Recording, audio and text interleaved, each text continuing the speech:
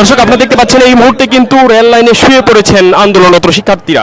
কোঠা বাতিলের দাবিতে কিন্তু কয়েকদিন যাবত যে আন্দোলন করছে, আজকে সারাদিন ব্যাপী সেই আন্দোলন। এই মুহূর্তে আমরা দেখতে পাচ্ছি যে কারণ বাজার রেল লাইনে কিন্তু তারা শুয়ে পড়েছেন। তারা বলছেন যে তাদের দাবি পূরণ না হওয়া পর্যন্ত তারা এই আন্দোলন চালিয়ে যায়। কেন্দ্রীয় গ্রন্থাগার থেকে সূচনা করা হয়েছে। আজকে সকাল থেকে সন্ধ্যা পর্যন্ত আমাদের এই অবরোধ কর্মসূচি থাকবে।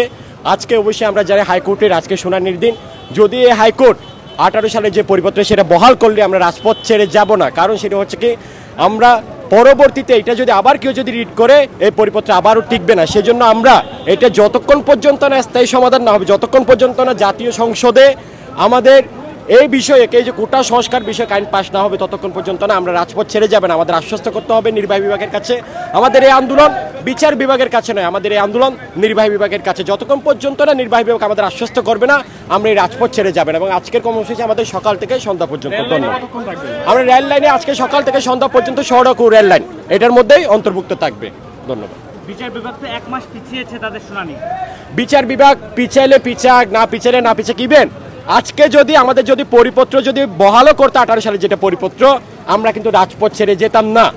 কারণ আমাদের এখন হচ্ছে কি অভিযোগ, আমাদের যে দাবি সেটা বিচার বিভাগের কাছে নয়, আমাদের দাবি হচ্ছে নির্বাহী বিভাগের কাছে। নির্বাহী বিভাগ থেকে নতুন প্রজ্ঞাপন বলেন সংসদে আইনের মাধ্যমে কোটা যৌক্তিক কোটা সংস্কার করে 5% মতো রেখে অনগ্রসর জাতির জন্য, যারা গোষ্ঠী তাদের জন্য 5% পর্যন্ত রেখে যদি সংসদ আইন পাশ করে, সে গ্যারান্টি যদি আমাদের দিতে পারে, তাহলে আমরা রাজপথ ছেড়ে উঠে যাবে। এবং পরবর্তীতে জাতীয় সংসদ আইন পাশ হলে পরবর্তীতে হাইকোর্টে কেউ রিট করলেও হাইকোর্টে সে এখতিয়ার নাই সেটা অবৈধ ঘোষণা করার। আচ্ছা, প্রধান বিচারপতি আপনাদেরকে আহ্বান জানিয়েছে। দর্শক আপনারা দেখতে পাচ্ছেন এই মুহূর্তে কিন্তু কারণ বাজার রেল লাইনটি রয়েছে, সেখানে কিন্তু শিক্ষার্থীরা শুয়ে পড়েছেন।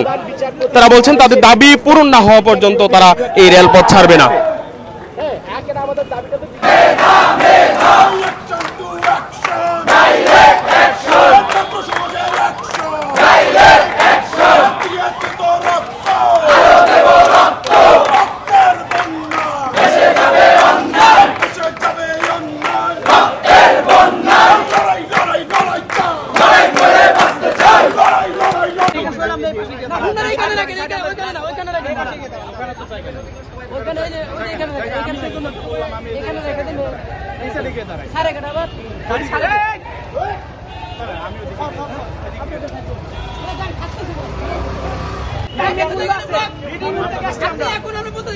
আমি